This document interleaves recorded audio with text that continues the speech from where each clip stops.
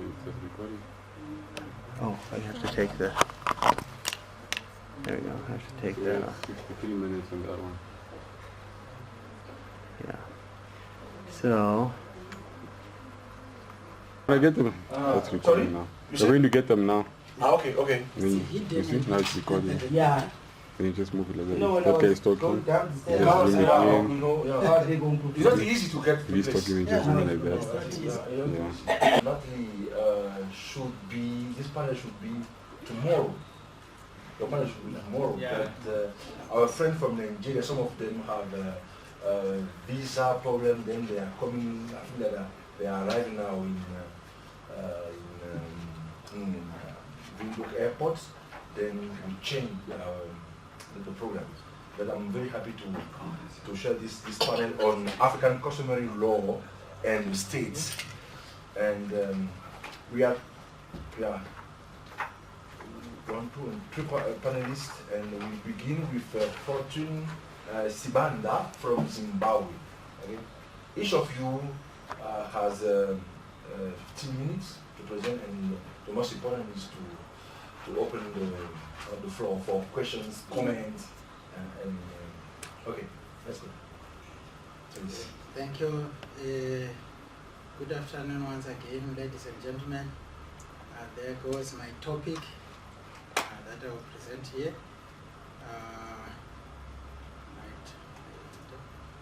Right, as part of my introduction, I also acknowledge what has been said in previous presentations, that some nations are pluralistic in nature, so you will find Zimbabwe is also like that. But under that context, we still have African traditional law, customs, and religion that has survived maybe part of the onslaught of globalization, technological advancement, and competition on the religious market. And Ngozi, or the avenging spirit, is still a reality not only in African states but also in Zimbabwe. But this reality of avenging spirits in Zimbabwe has been looked at from various angles and in various fora.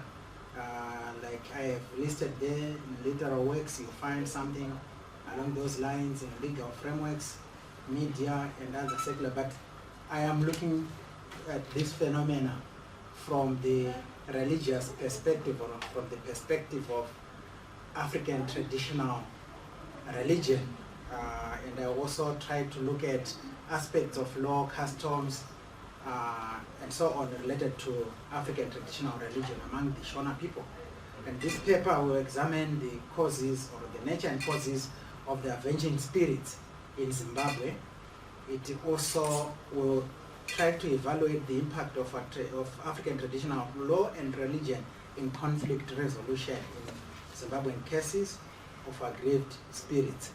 So the study will argue that African traditional law, customs, and religious beliefs are still maybe relevant because they can provide a sanction for good behavior, or a way of re-establishing the lost harmony that we find in society, and try to establish good relations, social relations. As part of my research methodology, I list there a number of data collecting instruments, but this is a multidisciplinary approach that I have used, and there are in-depth interviews for maybe data collection there from those people who are information rich, including traditional leaders like chiefs, headmen, the traditional diviner healers, the Nganga, family members of deceased people, and families that have been affected by Ngozi.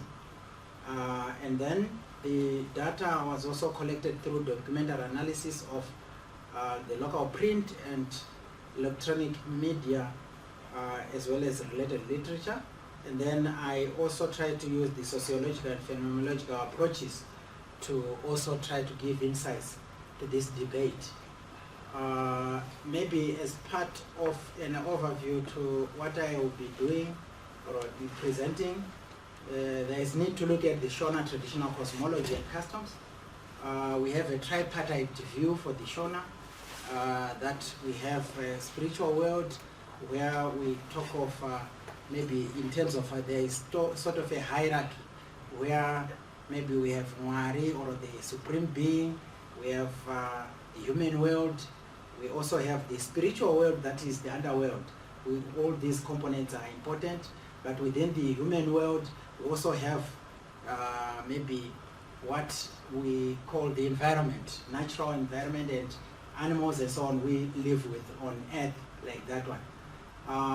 They also believe in corporeal and existence of corporeal and non-corporeal forces, and we have a very important maybe component among the Shona in their beliefs. They believe in Wadzimu or ancestral spirits, and maybe this also builds from the idea of Mwari also as perceived as a spirit, but being the biggest spirit or the greatest. So it becomes Mzimu Mukuru. Mwari is also Mzimu Mukuru. When they say Mzimu Mukuru, they also refer to Mwari. So you see, the spiritual aspect is very important.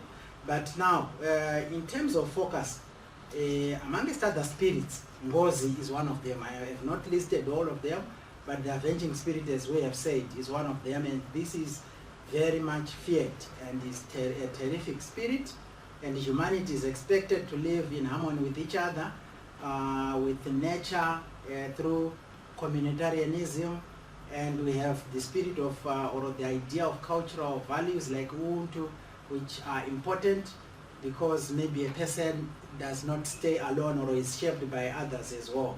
So it means this this aspect of harmony is enhanced through that traditional cultural value. And then Shona worldview also promotes maybe, or it has this idea of respect for sacred practitioners like the chief, and maybe we also have maybe other elders, the Nganga and so on. They have a respect for those people because some of these, or each of these have maybe different roles that they play in light of our topic on Ngozi. The chief deals with court cases, including those of breaking taboos, quarrels, maybe compensation. That includes Ngozi restitution, as we have said. And the next subheading that builds from the Shona cosmologies, that one of looking at the nature and causes of Ngozi. They have noted, as before, that Ngozi is an angered spirit, and it can attack through a series of deaths or illnesses in a family, or through both avenues. You can have illness and death. But I have outlined here that there are three main types: the angered spirit of a murdered person, or murdered person seeking revenge among family members of the murderer, and then Ngozi of a person who has not paid due his or her dues for services rendered. And in Zimbabwe, that one was very, very common at one point in time when Mozambicans, when there was still war in Mozambique, many Mozambicans came into Zimbabwe to work, and maybe there are stories now of people who are not properly paid.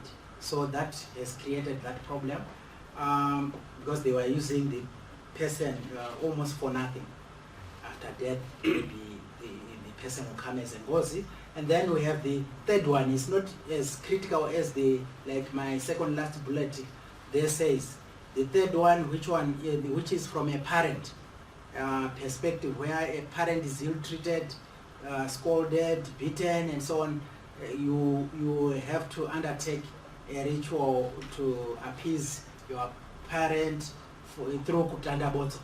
So that one is not very critical because it just causes illnesses usually, not death by the guilty party. But the first two are very critical. And in this discussion, you will see that this is what will be of interest in this discussion. And Bodlon there maybe keeps the idea of the importance of maybe avenging spirits as a way of sanctioning behavior, which is important in evaluating our study here. So I'm trying to now link to the whole debate of Ngozi and traditional law, customs, and religion. So you will notice that in this slide, I try to put across that these are inseparable. we have traditional customs, law, religion, and so on. All of them, you cannot say this one. Remember what Mbiti says when he says Africans are notoriously religious. You cannot say this is now sacred, this is secular, and so on. So that one makes everything concrete, and you cannot separate one from the other easily without making mistakes or error in terms of judgment. And then methods of appeasement vary. And then in Shona, they have a summary of the solution. They say mshongo ngozi kuiripa, which means the solution, literally the solution to ngozi is restitution or compensation. If a member is tried, that's a very important statement, that one, the fourth bullet. If a member if a murderer is tried, convicted and imprisoned by a court of law, his or her relatives are supposed to pay compensation the traditional way, and this process is coordinated by the chief. So you see, even if you are jailed, you still have to do something. That's what is very important. Hence, maybe the propitiation process in murder cases maybe goes through the Shona traditional court presided by, either it starts from a very low level of the village head, because maybe some of the cases are tried there, and then Sadun, who is the headman, Ished, the chief. And then this customary approach to conflict resolution demands that the offender admits that he or she is guilty. That's very important. You must admit first of all, or else if you don't admit, it means you are still at war with the spirit. And then, sorry. The study also established that some people try to evade the avenging spirits. Avenging spirits action by eating flesh cut out from some parts of the victims of the victim's body. The victim's body. Sorry, there for the punctuation. Victim's body. So this one, you may not believe it. You may not believe it, but you will notice that I have evidence to a record of what happened at one point in time. I have two cases that are at the bottom of the page that I will briefly refer to. And yet others have joined the spiritual churches, such as AIC's African Independent Churches or African Initiated Churches and Pentecostal churches, where the avenging spirit is meant to be exorcised as a demon. So they say, this is a demon, it's a bad spirit, evil spirit, let us exorcise it. And we are done with it. So for some, this is a piecemeal solution, because it is like a detour in courts, a detour to the restorative justice system that is traditional, which is realized through kuripangozi or restitution that I had referred to before. And then Ngozi restitution was done through money, livestock, and young girls. That's the traditional way. Though the use of humans has been outlawed, but evidence from research still maybe shows that there are still secret deals in some families. Because some believe that without sending someone there, we are not yet done. But of course, there are adjustments here and there. And then maybe in terms of adjustments, they now can turn the money, or they can now receive money or livestock or cash of account. And then they will use the money to marry someone who will give birth to people or to children who will replace the person. So the idea is of replacing the person. Right? So it's a long division, but it's a reality. So the two cases that I am referring to, I will just briefly refer to them. I have two cases of Ngozi that I will refer to. The first one is Johan Mazi of Mount Darwin, who confessed to murder 64 years later. 64 years later, he said, yeah, I did this one. So I have, this one, as I told you, I will use data, maybe documentary analysis. This is an extract from the source, from the Herald of 2006, which says a man who was now 81 years confesses to murder 64 years later. Right? So you see, Ngozi does not die for good.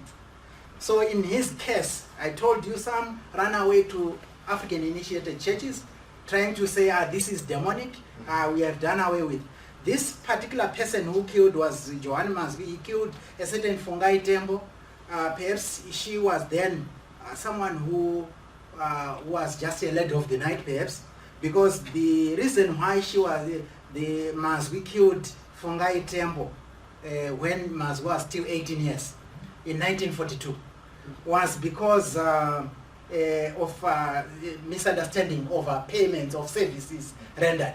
So the paper says services rendered, and services rendered when you are coming from a bar and you have taken some alcohol, I think is lady of the night. So now he tried to subdue. He buried, after killing the lady, he buried the lady secretly, inside secretly. And then after a few days, he consulted the traditional healer who advised him to go and exhume the body and cut the private parts of this lady so as to subdue the spirit. Now, that was a piecemeal solution, like I have said before. The spirit of Ngozi manifested in Ngozi, in Mazwi's daughter-in-law. You see, something very, very strange. A daughter-in-law is a mrora. Someone who comes into the family is a foreigner. Yeah. So the spirit manifested there. He denied the case. By then, he had joined the Johan Mazi sect.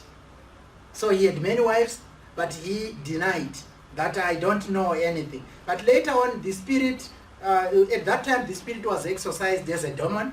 And then later on, the spirit returned in 2005. And it was now vengeful. It had now vengeance, causing a lot of strife and suffering, deaths and so on, in family, among family members and children and so on. And then in the end, he admitted that indeed I killed a person, and he paid 5 cattle for that one. But since no one now knew where Fungai Tembo's relatives were, in a spirit she said, take this money or this appeasement, whatever arrangement, you look for a daughter in your family. And he had to take one of her daughters from one of the wives, 11-year-old then, and then she said, this is what I have given. And then she said, I won't take her out of this homestead, but she will have to be in here and change her name to Fungai. You see the effect of Ngozi. She will have to change her name to Fungai to show that, yes, I am here now. I have been, whatever, restituted. And then finally, this Fungai case also had the other cattle being maintained in the homestead.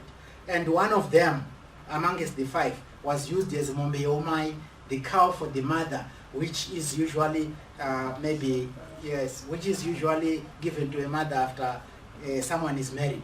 So it became something like a gift to the mother whose daughter was taken to be redeemed as Fungai.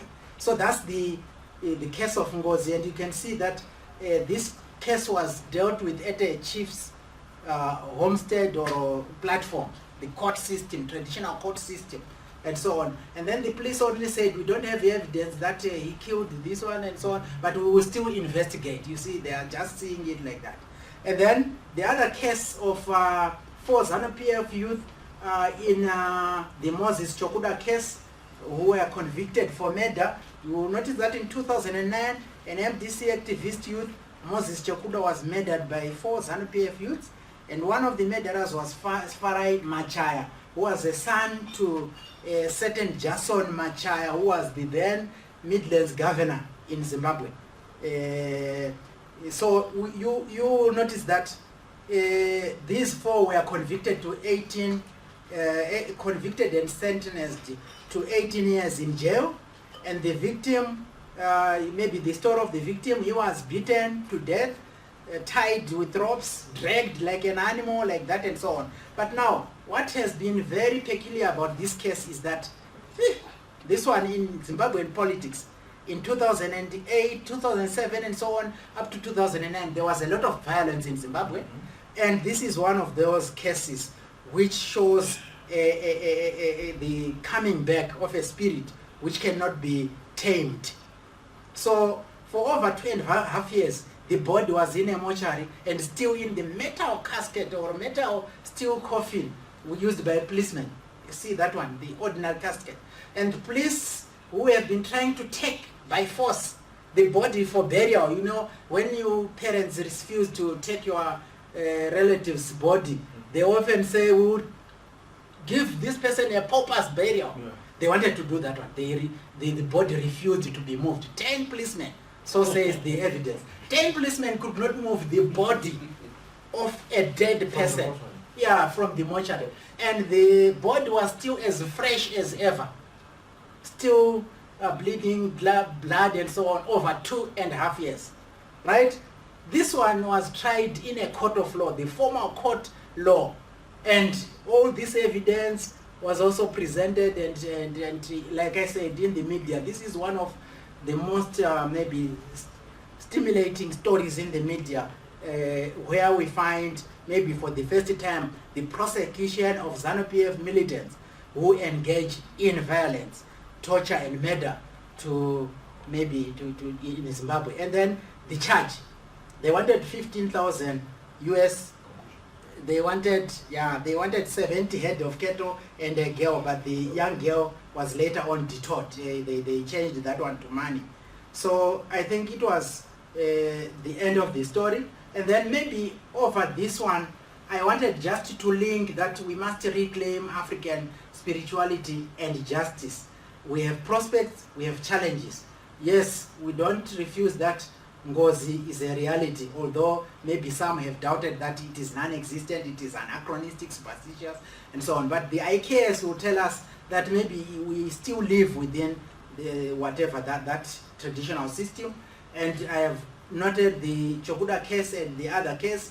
But now, the limitation is the traditional court system has been manipulated. At times, they witness the violence in the communities, but they could not report it. It's as if they are waiting for the case to surface on their own because the Ngozi will always come back. So I think that's a weakness on the part of the traditional system because it's flawed. Also, the main law or the formal law is also flawed towards some of these beliefs because they say we don't have evidence and so on. There's no empirical evidence that this was murdered and so on. So we are saying perhaps we still have to engage with both parties, traditional and the formal. And this is my conclusion that we need a judicious integration of the traditional and the modern so that maybe we start from the grassroots and where everything is still happening, where girls are still being used. That's unfortunate. We must stop that one or discontinue that one so that it is changed into casual kind. Thank you. Thank you very much.